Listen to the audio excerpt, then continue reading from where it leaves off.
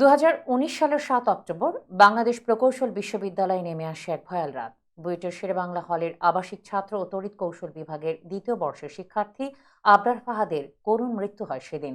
তাকে নিয়ে নির্মাণ করা হচ্ছে রুম নম্বর 2011 নামে শর্ট ফিল্ম।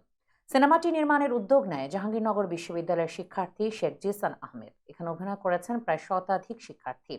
জিসু এন্টারটেনমেন্টের পেজ থেকে সিনেমাটির বিষয়ে জানা যায়। সেই পেজে একটি পোস্টার প্রকাশ করা হয়েছে।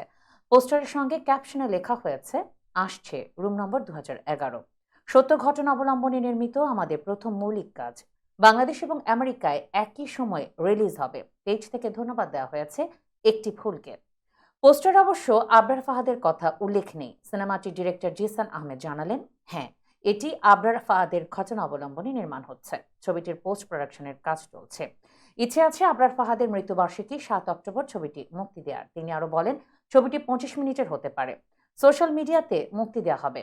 বাংলাদেশ এবং আমেরিকা থেকে এটি মুক্তি পাবে। সিনেমাটির সহযোগিতার বিষয়ে জিসান বলেন, আমাদের প্রথম মৌলিক এই ছবির সহযোগিতা রয়েছেন আমেরিকার বাংলাদেশি সংগঠন একটি ফুল।